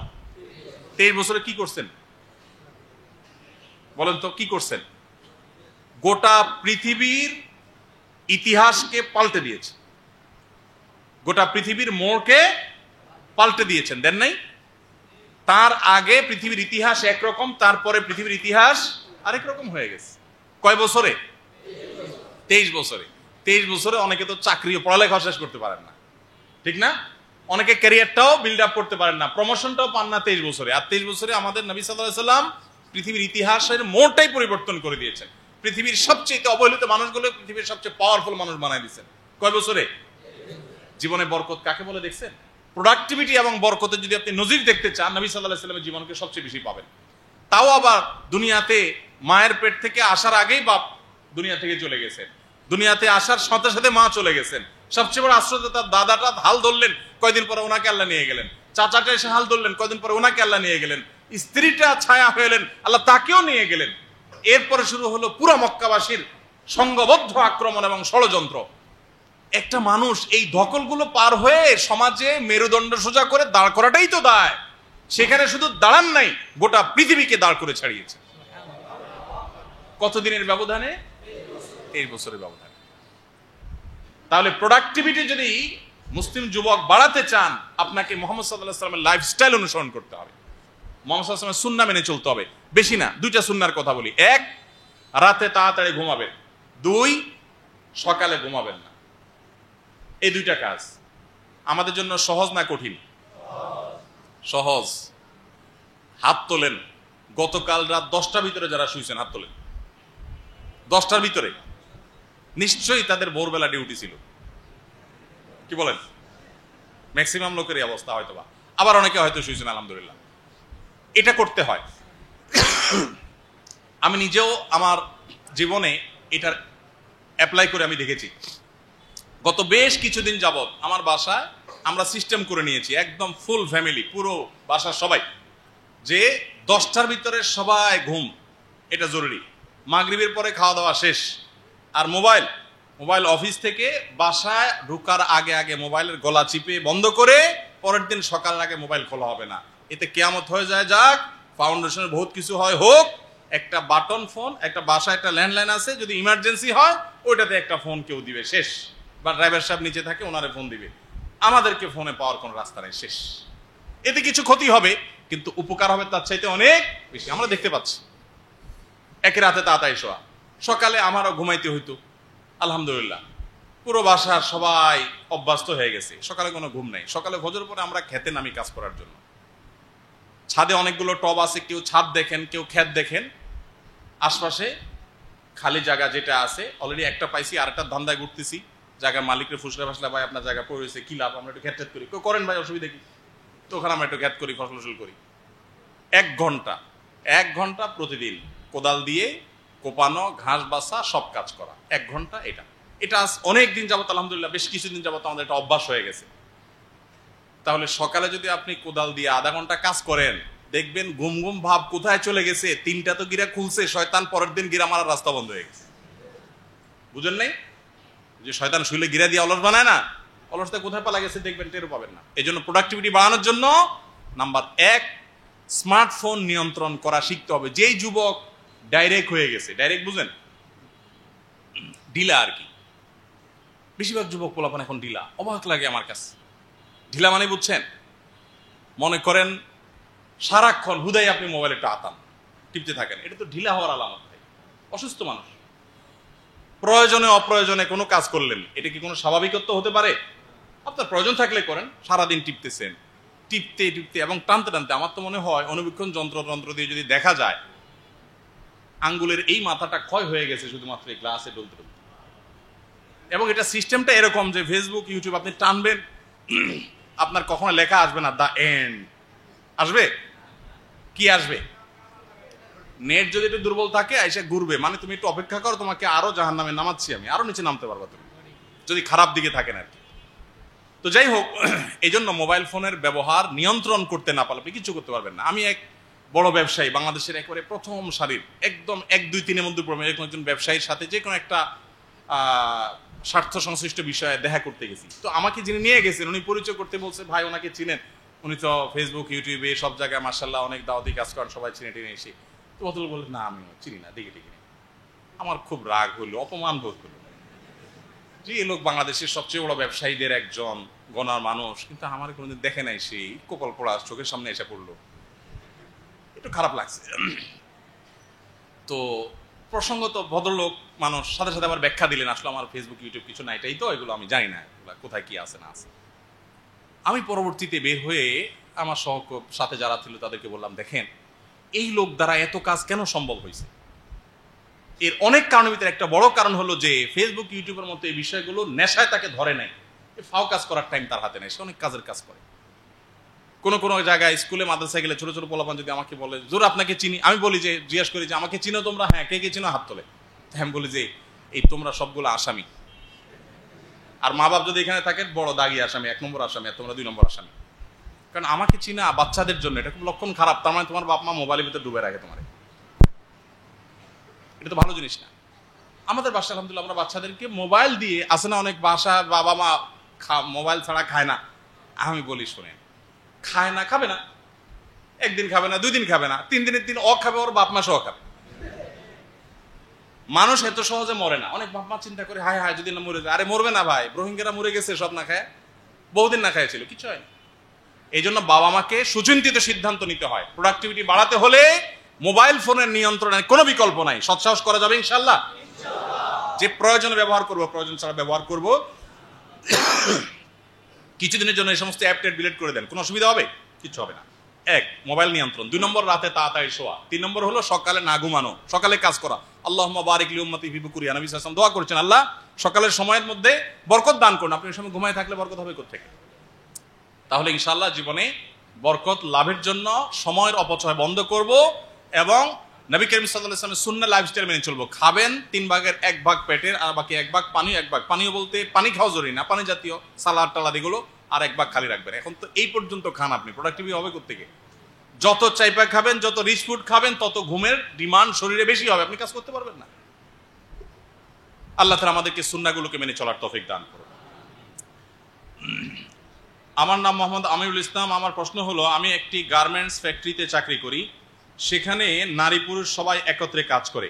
সেখানে কোনো পর্দা নেই। কাজ করার সময় তাদের কাপড় অনেক সময় ঠিক থাকে না, আর ঊর্ধ্বতন কর্মকর্তারা গালিগালাজ করেন। এমত অবস্থায় গার্মেন্টস ফ্যাক্টরিতে আমার জন্য চাকরি করা জায়েজ হবে কিনা? ফ্যাক্টরিতে চাকরি করা জায়েজ হবে কিনা? জি, দেখুন, যদি এরকম হয় যে নারী পুরুষ একই সাথে কাজ করতে হয়, আপনি যদি নিজের দৃষ্টিকে সংযত করে, অবনত রেখে, হেফাজত করে কাজ করতে পারেন, তো আপনার জন্য জায়েজ হবে। আর যদি আপনার মনে হয় যে না, সেই পরিবেশে যাওয়ার কারণে আমার চরিত্র নষ্ট হয়ে যাওয়ার আশঙ্কা অনেক বেশি বা যাচ্ছে অলরেডি, তাহলে অবশ্যই আপনার নিজের প্রতি নিজের এতটুকু নিয়ন্ত্রণ যদি না থাকে, তাহলে আপনার বিকল্প কোনো পথ খোঁজা দরকার। কিন্তু যেখানে গেলে আমার কিছু উপার্জন হবে, সাথে আমার চরিত্রটাও শেষ হয়ে যাবে, আমার সংসারটা ধ্বংস হয়ে যাবে, আমার ঈমানটা নষ্ট হবে, আমলটা নষ্ট হবে, সেটা অবশ্যই আপনার জন্য কি হবে না? জায়েজ না।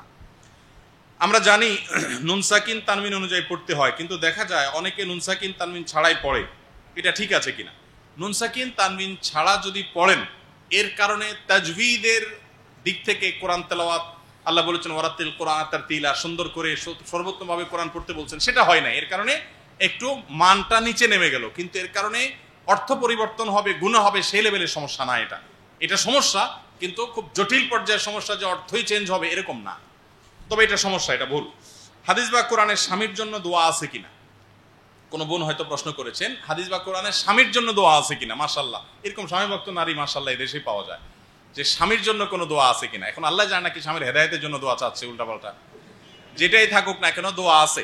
স্বামী স্ত্রী উভয়ের জন্য দোয়া করতে পারেন, কমন দোয়া। সূরা ফুরকান আয়াত নম্বর 74, সূরা ফুরকান আয়াত নম্বর 74, রব্বানা হাব লানা মিন আজওয়াজিনা ওয়া যুররিয়াতিনা কুররাতা আয়ুন ওয়াজআলনা লিল মুত্তাকিনা ইমামা। আল্লাহ আমার জীবন সঙ্গিনী স্বামী স্ত্রী উভয়ের জন্য নিয়ত করতে পারেন, তাকে আমার চক্ষু শীতলকারী বানিয়ে দেন। দোয়াটা কি দেখছেন? কি বানিয়ে দিতে বলছেন আল্লাহ তাআলা? চক্ষু শীতলকারী। চক্ষু শীতলকারী কখন হবে বুঝেন? সব দিক থেকে যখন পারফেক্ট হবে, তখন কি হবে? চক্ষু শীতলকারী হবে। একজন স্বামী পাইছে মাশাআল্লাহ, দেখতে শুনতে খুব নাদুস নুদুস, স্মার্ট, আপনার কি বলে হ্যান্ডসাম, কিন্তু চরিত্রটা একটু খারাপ। চক্ষু শীতলকারী হবে? নয়ন জুড়াবে? আবার দেখা গেল চরিত্র ভালো, হ্যান্ডসামও আছে, মাগার বেচারা বেকার, কোনো কাজ করতে পারে না, সারাদিন শুয়ে থাকে। কি বলে, নয়ন জোড়ানো হবে সে? সব ঠিক আছে, তার একটা বড় রোগ আছে, এটার কোনো ট্রিটমেন্ট নাই, রোগে সে ভুগতেছে। স্ত্রীর জন্য এটা নয়ন জোড়ানো হবে? আল্লাহ রাব্বুল আলামিন কি দোয়া শিখাই দিয়েছেন। আল্লাহ, ছেলেরা দোয়া করবে স্ত্রীর ব্যাপারে, আর মেয়েরা দোয়া করবে স্বামীর ব্যাপারে। আল্লাহ জীবন সঙ্গিনী আমার যাকে দিবেন, সে যেন এমন হয় যে তাকে দেখলে আমার নয়ন জুড়ায় যায়, চক্ষু শীতল হয়। দোয়া সারা জীবন পড়ছেন, আল্লাহ না করুক দোয়া যদি কবুল না হয়, তো বুঝবেন আল্লাহ তাআলা আপনাকে পরীক্ষা করছেন। সবর করবেন ইনশাআল্লাহ বিইذنিল্লাহ। আমার ছাত্র জীবন থেকে যখন এই আয়াতের সাথে পরিচিত হয়েছি, তখন থেকে আমার মনে পড়ে যে কোনো দিন এই দোয়া পড়া বাদ রাখতাম না, কন্টিনিউয়াসলি পড়তে থাকছি। আলহামদুলিল্লাহ দোয়ার ফলও পাইছি, আল্লাহর শুকর।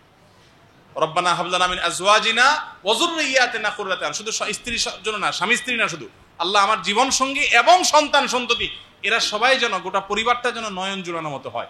অনেক বাপ মা সন্তান পায় ভালো বলতে আখলাক চরিত্র ভালো, কিন্তু বেকার। আরেকজনের কাজ বেকার না, বেশ বড় চাকরিজীবী, কিন্তু অমানুষ।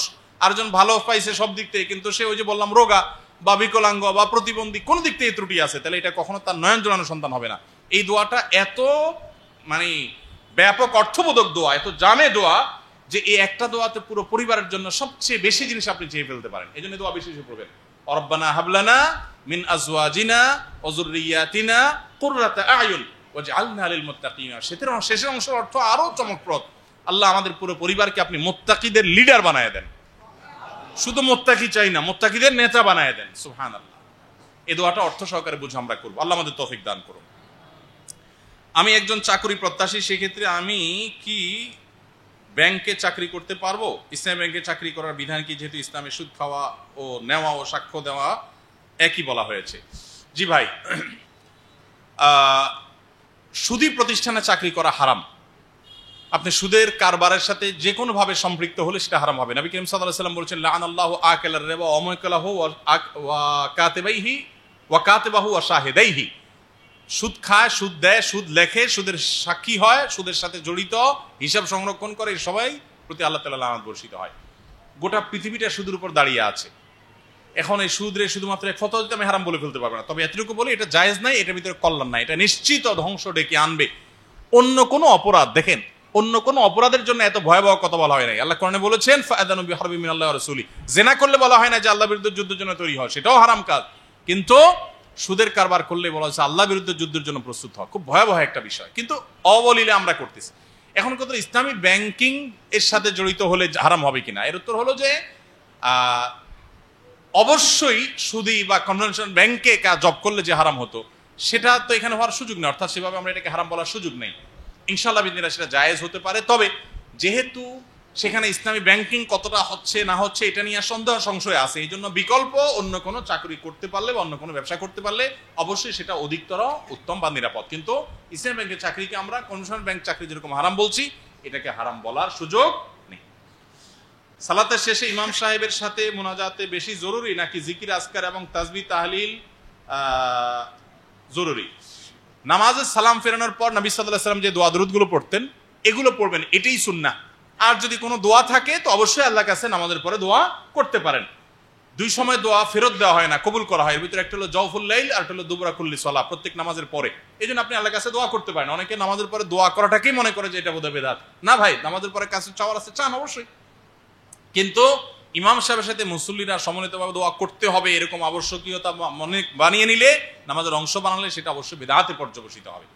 আমরা এই ট্র্যাডিশনাল বা রেডিমেড মুনাজাত সবাই জানি, কিন্তু নামাজের পরে যে জিকিরগুলো আছে এগুলো কয়জন মানুষ আছে জানি? দাঁড়ায়া টনটনা সমস্ত নামাজের পরে সব জিকির দোয়াগুলো বলে দিতে পারবেন এমন মানুষ কে কে আছেন এখানে? হাত তোলেন। একজন মাত্র হাত তুলছেন, তার মানে বাকিদের সাহস নেই। আপনি পারবেন সবগুলো? তাহলে হাত তুলছেন কেন? আপনি পারবেন সব? দাঁড়ান, বলেন নামাজের পরে কি কি দোয়া জিকির আছে?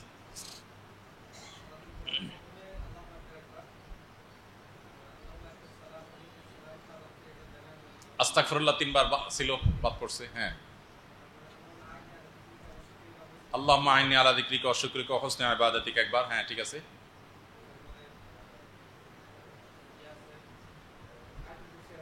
আয়াতুল কুরসি একবার। হ্যাঁ, সুবহানাল্লাহ, আলহামদুলিল্লাহ, আল্লাহু আকবার 33 33 34 বার। জি, কোন কোন বর্ণনায় 33 33 এবং 33 আর শেষের বার লা ইলাহা ইল্লাল্লাহু ওয়াহদাহু লা শারীকা লাহু দিয়ে 100 বার পূরণ করা, এটাও একটা ওয়াইদা আছে। চলেন, হ্যাঁ, এরপর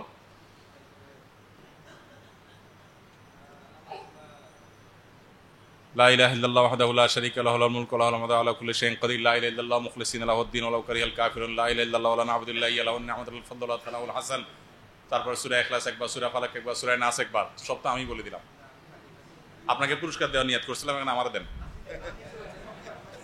ও সবগুলোই পারেন আলহামদুলিল্লাহ, একটু আস্তে আস্তে আর কি, এত হ্যাঁ আনইজি ফিল হচ্ছে, স্বাভাবিক। মাশাআল্লাহ ভাই, সবগুলো পারে, বুঝে গেছে। দেন, এটা পুরস্কার দেন। চলে আসেন, চলে আসেন, চলে আসেন, এটা পুরস্কার নিয়ে যান। কি করেন আপনি? গার্মেন্টসে চাকরি করেন।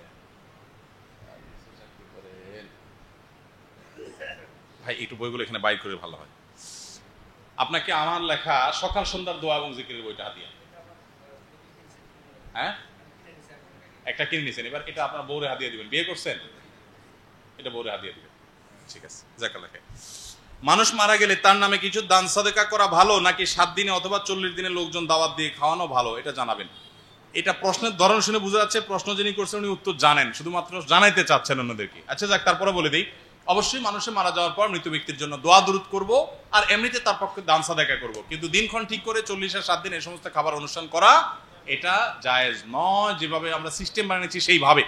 দেখুন, এটা বোঝার জন্য একটা সহজ বুদ্ধি আছে। সবাই তো হাতে গুগল আছে না? আপনারা এই মাসআলাটা বোঝার জন্য গুগলে গিয়ে বাংলায় শ্রাদ্ধ লিখবেন, তালিফ বছর রফালা আকার দয় পিঠে বড় ধ, শ্রাদ্ধ। এরপরে এই শ্রাদ্ধর ডেফিনিশন কি এটা একটু জানবেন, তখন আপনার পুরো ক্লিয়ার হয়ে যাবে।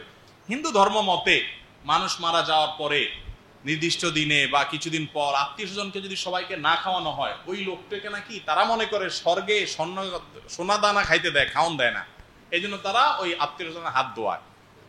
তো ওখান থেকে মুসলমানদের এটা চলে আসছে। মনে রাখবেন, ইসলাম বলে কোনো মানুষ যদি মারা যায় ওই ব্যক্তির আত্মীয় স্বজনকে এলাকাবাসী খাওয়াবে, এটা হলো সুন্নত। এখন আমাদের দেশে খাওয়ায় ঠিকই, 2-3 দিন একটু একটু খাওয়াবে, একটু পাঠাবে, একবেলা পাঠাবে, এরপরে শুধু আসলে একসাথে গরু জবাই করে খায়। বোঝেন নাই কথা? এগুলো জায়েজ না, এগুলো জায়েজ না। আল্লাহ আমাদের সুন্নাহটাকে বুঝার তৌফিক দান করুন। তবে হ্যাঁ, আপনি অবশ্যই মৃত ব্যক্তির তরফ থেকে টাকা পয়সা যেমন দান করতে পারেন, খাদ্য দান করতে পারেন, সেটা ভিন্ন বিষয়। কিন্তু 40 3 দিনের 7 দিনে এগুলোর সাথে এই মৃত ব্যক্তিকে সওয়াব পৌঁছানোর কোনো সম্পর্ক নেই। পুরুষ এবং মহিলাদের গার্মেন্টস বা এই জাতীয় ফ্যাক্টরিতে চাকরি করা জায়েজ আছে কিনা? কারণ গার্মেন্টস ভালো পোশাকের পাশাপাশি কিছু অশ্লীল পোশাকও তৈরি হয়, দয়া করে জানাবেন। যদি বেশিরভাগই ভালো পোশাক তৈরি হয়, 2-4টা অশ্লীল আইটেম বা প্রোডাক্ট আসে, এর কারণে আপনার পুরো চাকরি হারাম হয়ে যাবে না, কারণ এটা তো সম্পূর্ণ আপনার নিয়ন্ত্রণেও না। আর যদি এমন হয় যে ওই প্রোডাক্টটার কাজ আপনি অ্যাভয়েড করে অন্য কোনো সেক্টরের কাজ নিতে পারেন ফোরম্যান বা বসদের সাথে আলাপ করে, তাহলে তো আলহামদুলিল্লাহ আরো সেভ হয়ে গেলেন।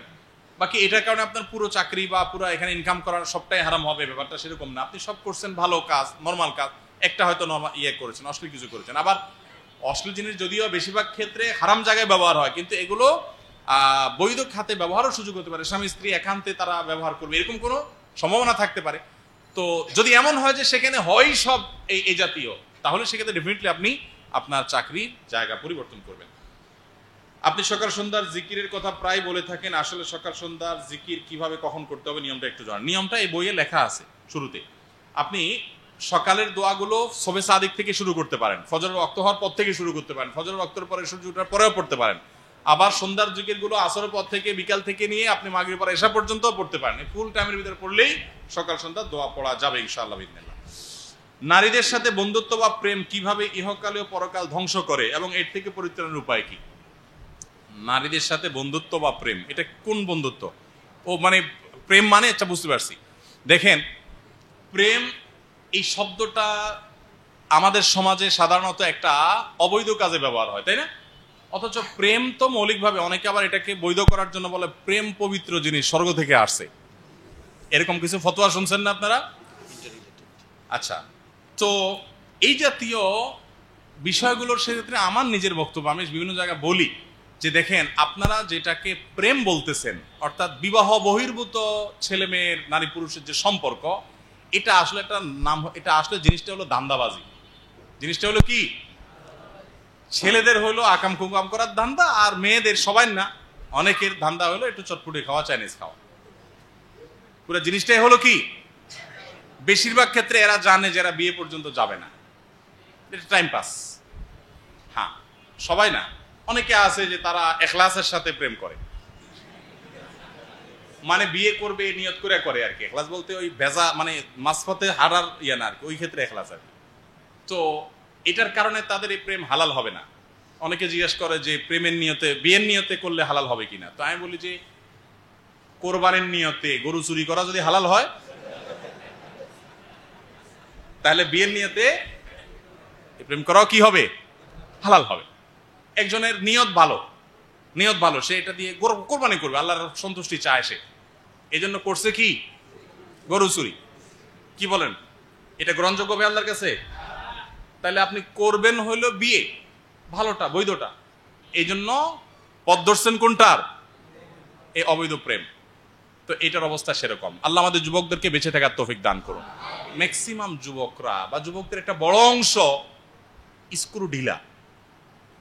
যুবকরা রাগ হইেন না, আমি যারা এই রোগেরও আক্রান্ত, আমি তাদের কথা বলছি। স্ক্রু ঢিলা কেমন অর্থে? যে আপনি কোথাও একটা মেয়ে দেখছেন আর কাইদ হয়ে গেছেন। সেদিন একজনের প্রশ্ন দিচ্ছে, ভাই রাস্তায় কোনো সুন্দরী মেয়ে দেখে তাকে বিয়ে করার জন্য দোয়া করা যাবে কিনা? আমি বললাম, ভাই ওই ভদ্র মহিলা যে কারোর বউ না, সেটা তুমি কিভাবে নিশ্চিত হইলা? তুমি আরেকজনের বউ নিয়ে টানাটানি দোয়া চাওয়া শুরু করে দিলা। তো অনেক যুবক আছে যে আত্মনিয়ন্ত্রণ ক্ষমতা হারাতে হারাতে কোথায় গিয়ে ঠেকছে যে জেনে দেখে এনে কাইতে হয়ে যায়। এটা তো ঢিলা ছাড়া আর কি। আরে আত্মসম্মান বোধ অথবা আত্মনিয়ন্ত্রণ আছে যাদের, তারা তো এত ঢিলা হওয়ার কথা না। দেখুন, ইসলাম মুসলিম যুবককে নিজেকে নিয়ন্ত্রণ করা শেখায়, যে যেখানে সেখানে মুখ বাড়ানো যাবে না, আমি কন্ট্রোল করা শিখবো। ঢিলা মানুষ, ডায়রিয়ার রোগী, যেখানে সেখানে তার আউট হয়ে যায়, সে নিয়ন্ত্রণ করতে পারে না, তাই না? যেটা দেখছেন ওখানে ক্যাথ হয়ে গেছেন, ফেলফেল করে চেয়ার হয়েছেন, তো ঢিলা মানুষ। আর ইমানদার নিয়ন্ত্রণ করবে, চোখকে অবনত করবে। আল্লাহ তাআলা সেই নির্দেশটাকে করেছেন। আল্লাহ আমাদেরকে সেই তৌফিক দান করুন। হারাম সম্পর্ক বেশিরভাগ ক্ষেত্রেই এগুলা আমাদেরকে দুনিয়াতে সুখ দেয় না, অশান্তিতে পরিপূর্ণ হয়ে যায়। ওই যে বলছিলাম না একটা কথা, যারা আপনাদেরকে সারাদিন নাটকে, সিনেমায় প্রেমের ট্রেনিং দেয় না, যে কিভাবে প্রেমরে জয় করতে হয়, কিভাবে বাপ মার অবাধ্য হয়েও প্রেম করে ওইটাকে টিকাইতে হয়, কিভাবে সমাজের সবার বিরুদ্ধে যাইয়াও হলেও আপনার প্রেম জয় করা লাগে, ট্রেনিং গুলো দেয় না যারা, এদের দেখবেন বিয়ে সবচেয়ে বেশি ভাঙে। তো আপনার শিক্ষকের যদি এই অবস্থা হয়, সাগরেদের কি হাল হবে? আল্লাহ তাআলা আমাদেরকে হারাম সম্পর্কগুলোকে না বলার তৌফিক দান করুন। আমি প্রায় সময় বলি, যুবক, আল্লাহ তাআলা যে স্পৃহা, যে জজবা, প্রেরণা দিয়েছেন, ভালোবাসা দিয়েছেন, ভালোবাসা এটা হলো সফট ড্রিঙ্কসের জাঁজের মতো। সফট ড্রিঙ্কসের জাঁজের মতো। বোতলের মুখ খুলে ফেলছেন, কিছুক্ষণ খোলা আছে, জাঁজ কিন্তু শেষ। এরপরে যতই চেষ্টা করেন, জাঁজ এটা আর আগের জাঁজ আর ব্যাগ আসবে না। এই জন্য যত ভালোবাসা আছে সব জমায় রাখেন, জায়গায় অজাগায়, কুজাগায়, রাস্তায় ঘাটে, ক্লাসে, যেখানে সেখানে না বিলাইয়া এগুলো জমায় রাখেন। পড়ালেখা করতে থাকেন, কাজকাম ধরেন, এরপরে বিয়ে করার পর বৈধ বউরে এই ফুল জাঁজের ভালোবাসা উপহার দিবেন। রাস্তায় ঘাটে অজাগায় কুজাগায় দিয়া, এরপরে জায়গা মতো যখন ভালোবাসার দরকার হবে, তখন দেখবেন পুঁজিতে টান পড়ছে। সত্য কথা। অনেক মানুষ আছে এই আকাম কুকাম করতে করতে, এদের ম্যাক্সিমামই দেখবেন পরবর্তীতে বিয়ে শাদী করে, মানে সেরকম কোনো আন্তরিকতাপূর্ণ সম্পর্ক তৈরি হয় না। আর যারা নিজের যৌবনকে হেফাজত করতে পারে, একটা সময় যখন আল্লাহ বৈধ উপায়ে তাকে স্ত্রী দেন, স্ত্রী যখন, মেয়েরা যখন স্বামী পায়, তখন তাদের মধ্যকার সম্পর্ক হয় সুনিবিড় এবং সবচেয়ে গভীর। আল্লাহ এই হারামগুলো আমাদেরকে এগুলো থেকে বেঁচে থাকার তৌফিক দান করুন।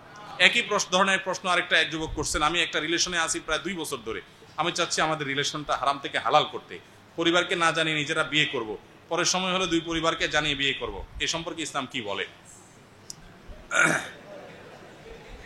এই জাতীয় সম্পর্ককে হালাল করতে চাচ্ছেন, এই তো একদিক থেকে তো প্রশংসার যোগ্য যে হারাম সম্পর্ক না করে বিয়ে করতে চাচ্ছেন, আলহামদুলিল্লাহ, এটা তো প্রশংসাযোগ্য উদ্যোগ। কিন্তু আপনার সবচেয়ে বড় গুরুত্বপূর্ণ বিষয় হলো যে যদি উভয়ের মধ্যে বিবাহ করা সম্ভব না হয়, বাবা মা রাজি না, এখনো সেই বয়স হয় নাই, তাহলে দুজনের 2 রাস্তা ধরেন, যে আমরা অপেক্ষা করি, কারোর সাথে কারোর কোনো যোগাযোগ হবে না, যদি নসিবে থাকে হবে, আর না হলে নাই। 2 রাস্তা ধরেন। এই জাতীয় ইস্যুগুলোতে আপনার পরিবার কেন রাজি না, আপনার জন্য আদৌ এই বিয়ে সাস্টেইন হবে নাকি টাইম পাস করার জন্য শয়তান আপনাকে এই প্ররোচনায় ফেলতেছে, কদিন পরে আবার ভাগা দিবেন, এই বিষয়গুলো আসলে ইন্ডিভিজুয়াল কেস, কোনো দক্ষ আলেম ইমাম সাহেবের সাথে বসে আলোচনা করে আপনার পুরো পারিবারিক অবস্থা, আপনার নিজস্ব অবস্থা বলে তারপর পরামর্শ নেবেন। আমি এখানে যদি আপনাকে বলে দিই নির্দিষ্ট করে, সেটা ভুলও হতে পারে, কারণ আপনার অবস্থার উপরে ভেরি করবে যে আপনার আসলে কোন পথে যাওয়া উচিত। তবে হ্যাঁ, আপনি হারাম থেকে বেঁচে আসতে চাচ্ছেন, এটাকে অবশ্যই সাধুবাদ জানাই। কিভাবে আসবেন, পন্থা কি অবলম্বন করবেন, সেটা হুজুরের কাছে আসেন। অনেকে বলে যে বিচার মানে তাল গাছ আমার, হুজুর যাই বলেন না বলেন, আমি মেয়ের বিয়ে করবো, আগে সেই কথা বলেন, বইয়ে পড়াই দেন আপনি, এরপর অন্য যা বলেন, সেটা হলে হবে না। প্রয়োজনে আমি ত্যাগ করার মতো মানসিকতা থাকতে হবে। আল্লাহর জন্যই যদি আপনি হালাল সম্পর্কে আসার জন্য মাসালা জিজ্ঞাসা করেন, তো সে আল্লাহর জন্য দরকার হলে ত্যাগও করা লাগতে পারে। আল্লাহ আমাদের তৌফিক দান করেন, হিম্মত দান করুন। নারীদের সাথে বন্ধুত্ব, আচ্ছা এটাতে উত্তর দিলাম। বর্তমানে আলেমদের মধ্যে অনেক দলমত, ঐক্য নাই, এতে সাধারণ মানুষ বিভ্রান্ত হচ্ছে, এ নিয়ে আপনার কি পদক্ষেপ নিচ্ছেন? আমরা পদক্ষেপ নিয়ে আর কে রে ভাই? ডক্টর আব্দুল্লাহ জাহাঙ্গীর রহমতুল্লাহ আলাইহি বলেছিলেন যে উম্মতের মধ্যে যে বিশাল মত পার্থক্য, দ্বন্দ্ব, ভুল বোঝাবুঝি, নানান গ্রুপিং আছে, এগুলোকে এক করবার মতো ওই রকম ক্যাপাবল আমি না, ওই রকম শক্তি সামর্থ্য, এত পাওয়ার আমার নাই যে আমি সবাই এক করে ফেলবো, এত ক্ষমতা আমার নাই, এত প্রভাব আমার নাই। তবে একটা জিনিস আমার আছে, সেটা কি, যাতে আমার দ্বারা কোনো মত পার্থক্য না বাড়ে, সেই চেষ্টাটা আমি করি। এই জন্য স্যার রহমতুল্লাহ আলাইহি কখনো তার কোনো বক্তব্য লেখনী দ্বারা উম্মতের মধ্যে ফাটল সৃষ্টি হয়, বিভেদ সৃষ্টি, এরকম কিছু করতেন না। আলহামদুলিল্লাহ, স্যারের অনুসরণে, তার থেকে শিক্ষা নিয়ে আমরাও চেষ্টা করি যে আমাদের কোনো কথা দ্বারায় উম্মতের ভিতরে কোনো ফাটল যেন তৈরি না হয়। কোনো কথা প্রয়োজনে না বললাম, চুপ থাকলাম, কিন্তু এটা বলতে গিয়ে যদি উম্মতের মধ্যে ভুল বুঝাবুঝি তৈরি হয় বা ফাটল তৈরি হয়, তো সেটার চাইতেও চুপ থাকাটাই শ্রেয়। উম্মতের ঐক্যটা এত গুরুত্বপূর্ণ যে ঐক্য ধরে রাখার প্রয়োজনে অনেক কিছুতে স্যাক্রিফাইস এবং ছাড় দিতে হয়, দেওয়ার নির্দেশ ইসলাম আমাদেরকে দিয়েছে। সেটা আমরা অনেকেই বুঝি না। আপনারা যারা সাধারণ মানুষ আছেন, আপনাদেরকে আমি বলি, আব্দুল্লাহ জাহাঙ্গীর রহমতুল্লাহ আরেকটা কথা স্যার বলতেন, শুনেন, আমরা হুজুররা গন্ডগোল ফাসাদ করবো, ওনার একটা গোল থাকবে, আমার একটা গ্রুপ থাকবে, উনি এক মতের, আমি আরেক মতের, আমার কিছু গ্রুপ আছে, ওনার কিছু গ্রুপ আছে, আমাদের লাগালাগি হবে। আপনারা সাধারণ মানুষ অযথা আমাদের একজনের ভক্ত হয়ে আরেকজনের গোষ্ঠী উদ্ধার, ওনার ভক্ত হয়ে আমার গোষ্ঠী উদ্ধার, এই কামটা করে আপনাদের সর্বনাশ আপনারা করেন না। তার মানে আমরা অনেক সাধারণ মানুষ আছে দেখেন যে এক হুজুরের ভক্ত আরেক হুজুরের 14 গোষ্ঠী উদ্ধার করতেছে এবং গালিগালাজ করে বিরাট অশেষ নেকি হাসিল করতেছে। আছে না অনেক? ভরা ফেসবুকে। লজ্জা লাগে আমার, ছবিতে প্রোফাইল পিকচারে দেখা যায় দাড়ি টুপি আছে, কিন্তু এমন এমন শব্দ ব্যবহার করতেছে মন্তব্যের ঘরে গিয়া ভিন্ন মতের মানুষদের উপরে। আল্লাহ তাআলা আমাদেরকে মুসলমান হওয়ার তৌফিক দান করুন। মুসলমান এত ফালতু চিন্তা হয় না। ওনার যদি ভুল কিছু বলে থাকে, সুন্দর ভাষা পারলে প্রতিবাদ করলাম, আর না পারলে চুপ থাকলাম। মন্দ ভাষা ব্যবহার করার সুযোগ আছে? আল্লাহ তাআলা আমাদেরকে হেদায়েত দেন। আমরা সেই চেষ্টাটা করি যাতে করে মতপার্থক্য কমিয়ে আনা যায়, ঐক্য প্রয়াসটা আমরা চালাই। এই কেক তো মূলত জন্মদিন বা বিবাহের অনুষ্ঠানে খাওয়ানো হয়। যদি কেউ কেকের ব্যবসা করতে চায় তাহলে তা বৈধ হবে কিনা? কেক জন্মদিন ছাড়াও তো আরো কেক হয় না? আপনি কেকের ব্যবসা করাতে কোনো অসুবিধা নাই, এটা কোনো হারাম জিনিস না। আপনি নাজায়েজ কাজে আপনার কেক ব্যবহার যেন না হয় সেই চেষ্টাটা আপনি করবেন। তারপরেও কেউ করলে তার ব্যাপার, কিন্তু আপনার দ্বারা যেন না হয়। একটু জটিল, কারণ ম্যাক্সিমাম কেকের ব্যবসাতে মানেই হলো বেশিরভাগ বিক্রিটা ওই আইটেমেই হয়। তো আপনি হিম্মত করে চেষ্টা করবেন যে আমি আইটেম বিক্রি করি না। অনলাইনে আমি নিজে অনেক সময় বাসার জন্য কেকটা কিনলে অর্ডার করি, এমন অনেক বোনদের অনলাইনে দেখি কাজ করে। তারা অনলাইনে শুধুমাত্র জেনারেল কেক, আনন্দ বা জাতীয় সাধারণ খাওয়া দাওয়ার জন্য, ওই হারাম বা ইসলাম বিরোধী কোনো কাজের জন্য ব্যবহার তারা করেন না, বানান না। আলহামদুলিল্লাহ ওইরকম একটা গ্রুপ অফ অডিয়েন্স তৈরি হয়ে গেছে কাস্টমারদের মধ্যে, ওইটা দিয়ে তার ব্যবসা চলে। সে চেষ্টা আপনি করবেন। রাগের মাথায় যদি কেউ তালাক দিয়ে দেয় তাহলে কি তালাক হয়ে যায়? এ ব্যাপারে জানতে চাই। কেউ কেউ বলে তালাক হয় না, আবার কেউ বলে তালাক হয়। আমি কোন জায়গায় যেন গেলাম, যাই দেখলাম বিরাট সাইনবোর্ড প্রশাসন থেকে লাগানো হয়েছে, সেখানে লেখা আছে রাগের মাথায় তালাক দিলে তালাক হয় না। এই ফতোয়া দিছে প্রশাসনে কোনো একজন ভাই বা কেউ একজন। তো এটা দেখে আমার খুব হাসি পাইছে এই জন্য যে, আচ্ছা আপনাদের এই এলাকায় তালাক কি স্বামী স্ত্রী প্রেম ভালোবাসায় চরম পর্যায়ে যখন পৌঁছে যায়, এই প্রেমের চোটে কি বলে দেয় তালাক দিয়ে দিছি? কি বলে? প্রেমের চোটে কেউ তালাক দেয়? তালাক তো দেয় রাগ উঠলে। তো রাগের মাথায় তালাক দিলে যদি তালাক না হয় তাহলে কোনো তালাকই তো হবে না। বুঝেন নাই? রাগ যদি এই লেভেলের হয় যে রাগের চোটে আপনি পাগল হয়ে গেছেন, পাগল, কি বলছেন নিজেও জানেন না, আশপাশে সবাই বলতেছে এটা বলছেন, তাহলে সেই লেভেলের রাগ হলে সেই রাগে তালাক হয় না। কিন্তু ওই লেভেলটাও নিজেটা নিজে বিচার করলে হবে না। আপনি সত্যিই জানেন না কি বলছেন, আশপাশে সবাই বলছো তুমি এটা বলছো, আপনি জানেনই না, আপনার সেন্সই নাই। তো এই লেভেলের পাগল লেভেলের রাগী, এটা হাজার লাখে এক দুইটা হয় না। এই লেভেলের পাগল এটা আপনি পাবনাও পাবেন না, এটা কুটিতে একটা দুইটা থাকতে পারে। নর্মালি রাগের মাথায় দিয়ে ফেলেছি, তালাক হবে কিনা? তালাক হয়ে যাবে, যদি ওই যে বললাম ওই লেভেলে চলে গেলে সেটা হতে পারে না। এই জন্য তালাক এমন একটা বিষয় ভাই, তালাক নিয়ে আমার বহু কাজ আছে। আমরা একটা লিফলেট তৈরি করতেছি, সারা দেশে ব্যাপকভাবে বিতরণ করব। কারণ আমাদের অফিসে আমার যে সহকারী যে ভাই আছে এখনো বিয়ে শাদী করে নাই, তো কি একটা অনুষ্ঠানে যেন সেদিন আরেকজন আমাদের অফিসের এক কর্মী বিয়ে করছে, তো ওগুলোকে খাওয়াচ্ছে সবাই। তো আমি সেখানে যাই বললাম যে অমুক আলেম মানুষ এখনো বিয়ে করে নাই কেন, সবাই বিয়ে করা উচিত, আবিয়েতে থাকবে কেন, ফজিলত বলতেছি। তো পরে সবাই আশপাশ থেকে বলতেছে যে তার বিয়ে করার শখ স্বাদ সব মিটা গেছে ভাই। কেন, কি সমস্যা হয়েছে? ছেঁকা টাকা খাইছি নি কোনো, কেন বিয়ের স্বাদ মিটে গেল? তো বলেন না, ছেঁকা টাকা খাই নাই, সমস্যা হয়েছে উনি যেহেতু আমাদের অফিসে যারা মাসলা মাসাইল জানতে আসে সারাদিন বিভিন্ন সময়, এদেরকে মাসালার উত্তর দেয়। তো তালাকের মাসালার উত্তর দিতে দিতে এই বেচারার বিয়ের শখ স্বাদ সব মিটে গেছে, যে বাবা বিয়ের পরে এত শান্তি, এই ঘরটা তারা আমি আর পাও না দিই। এই পরিমাণ তালাকে দেশে হয়। বিভিন্ন জায়গায় মাহফিলে গেলে চেয়ারম্যান সাহেবরা তালাক নিয়ে কথা বললে বলে, হুজুর, আমার এক চেয়ারম্যান সাহেব বলছে, হুজুর আমি চেয়ারম্যান হওয়ার পর বিসমিল্লাহ করছি তালাকের বিচার দিয়া। এলাকা বিচারের বিসমিল্লাহ করছে কি দিয়া? তালাকের বিচার দিয়া। মৌলভীবাজার এক চেয়ারম্যান বলছে আরেক চেয়ারম্যান, উনি বলতেছে ভাই 10 দিন না 15 দিন হয়েছে দায়িত্ব বুঝা পাইছি, 25টা শুধু তালাকের বিচার করছে, বিশ্বনাথের 25টা বলছে। এইভাবে তালাক আমাদের দেশে বাড়তেছে, তাই না? এগুলো বেশিরভাগ ক্ষেত্রে না বোঝার কারণে। আমার অভিজ্ঞতা হলো যত মানুষ তালাকের মাসালা জানতে আসে এদের বেশিরভাগ মানুষকে দেখি যে একটা পর্যায়ে রাগের মাথা হোক আর যেমনি হোক তালাক দিয়ে দিছে, 2 বছর 6 মাস বা 1 বছর পরে আইসা কাঁদতেছে, হুজুর আসলে ভুল হয়ে গেছে, আমরা এখন আবার একসাথে থাকতে চাই। আপনি যদি তালাক দেওয়ার আগে কোনো একজন দক্ষ আলেম মুফতির কাছে যে জিজ্ঞাসা করেন, হুজুর কিভাবে তালাক দাও, আমি এর সাথে থাকবো না, কথা ফাইনাল, এখন কিভাবে বলবো, হুজুর আপনাকে এমন পদ্ধতি শিখাই দিবেন ওইভাবে তালাক দিলে তালাকও হয়ে যাবে, আবার 20 বছর পরেও যদি আবার একত্র হতে চান সে রাস্তা থাকবে। কিন্তু আপনি মারেন তো মারেন একসাথে 3 তালাক, 3000 তালাক, তুই তো তালাক, তোর 14 গোষ্ঠী তালাক, এরকম তালাক না দেয় মানুষ। আমার এক উস্তাদ ছিলেন, আমি বিভিন্ন জায়গায় এটা বলি, খুলনা দারুল উলুমে মুফতি গোলাম রহমান সাহেব, আমরা ইফতা পড়তাম হুজুরের কাছে কোনো মাসালা জিজ্ঞাসা করতে আসলে ওনার গদির নিচে একটা মোটা ব্যাত থাকতো। নর্মাল মাসালা জিজ্ঞাসা করতে আসলে নামাজ রোজা হজ যাকাত ঠিক আছে দিয়ে দিত। যদি তালাকের মাসালা জিজ্ঞাসা করতে আসতো তো মাসালা টাসালা শোনা পরে আগে ব্যাত নিয়ে ধুমা একটা পিঠা হইতো, এরপরে পিঠা উনি হাঁপায় উঠলে এরপরে বলতেন বল এবার কামার খুঁজা পাস না, কিছু হইলে যে বড় তালাক মারস না, এটা পিঠা দিতেন। একদিন এক বুড়া আসছে, ভ্যান চালক তো বেচারা হ্যাংলা এরকম বৃদ্ধ, আমরা উপরে আসি চিন্তা করতেছি আল্লাহ রে এই বেচারা পিড়ালে বেচারা তো জানে শেষ হয়ে যায়।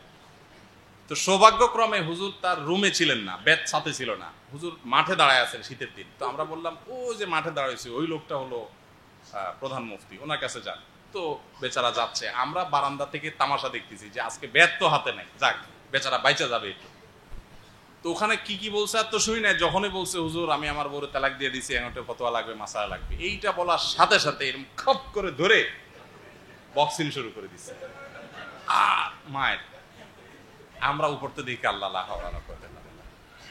তো তালাক কথায় কথায় তালাক দেওয়া এটা ছোট লোকই, এই ছোট লোকিটা বাংলাদেশে ছেলেরাও করে মেয়েরাও করে। মেয়েরা কথা গাটি উস্কা গোল করে না তোর বাতার খামো না, বাবার ভাই চলে ডেইলি ব্যাগ বাঁধে, আসলে অনেক মেয়ে এরকম, আবার অনেক ছেলে এরকম আছে ছোটলি করে। আল্লাহ আমাদেরকে ছোটলি থেকে বেঁচে থাকার তৌফিক দান করো। তালাকের রাগের মাথায় তালাক দিলে তালাক হবে। শরীয়ত তালাক কখন দিতে বলছে জানেন? সুবহানাল্লাহ, অনেকগুলো স্টেপ অবলম্বন করার পর, মানে অতিক্রম করার পর আপনি তালাকে যাবেন। তারপরেও হুটহাট করে রাগ উঠলে আর বলে দিলেন না। আমি বলি স্বামী স্ত্রী যদি ঝগড়া লাগে পারলে একটা চটকনা দিয়ে দেন, চটকনা বুঝেন, ধাক্কা দিয়ে দিলেন, এটা চিমটি দিয়ে দিলেন, এটা কিছু করলেন, বেশি করে ফেললে আপনার এটার বিচার করা যাবে, আপনার সমস্যা নেই, জুলুম করে ফেললে। মাকে তালাকের কথা হুট করে বলে ফেলেন, এটা বলে ফেললে এরপর নিজেও কাঁদবেন, আর কোনো উপায় থাকবে না। অতএব ভাইরা আমার, রাগেও যদি তালাক দিয়ে দেন তালাক কিন্তু পতিত হয়ে যাবে। বিধায় তালাক মুখে উচ্চারণ রাগের মাথা বা হুটহাট এখন মেজাজ গরম হয়ে গেছে এখন তালাক নো, আমি সবর করব, ডিসিশন নিব, তারপরে আস্তে আস্তে যাবো। আল্লাহ তাআলা আমাদেরকে তালাকের ব্যাপারে তাড়াহুড়া করার এই বদভ্যাস থেকে বেঁচে থাকার তৌফিক দান করুন। আমি ছোটবেলায় যখন মাদ্রাসায় পড়ি এক বাড়িতে লজিং ছিলাম, আমার মনে পড়ে আমার লজিং ওই বাড়িওয়ালা যার বাড়িতে লজিং ছিলাম তার বউকে বেডিকে ডেইলি তার 14 গোষ্ঠীর তালাক দিত। তখন তো ছোট ছিলাম, বুঝতাম না, পরে বুঝগান চিন্তা করছি হায় রে এই বেটার বিয়ে কোথায় চলে গেছে, তার বিয়ে সে এখানে বিয়ে তো আফ্রিকা চলে গেছে, সারাদিন তালাক মারে।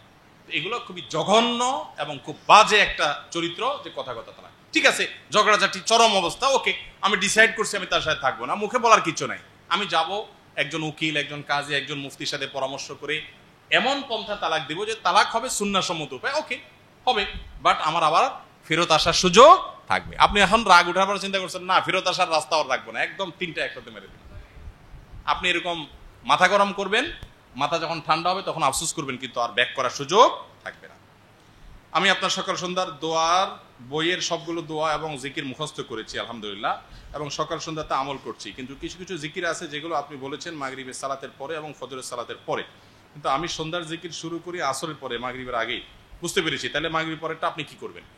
যেই দোয়াতে লেখা আছে মাগরিব এবং ফজরের পরে, ওটা তো আমার মন থেকে আমি লিখিনি, ওটা হাদিসে ওইভাবে লেখা আছে।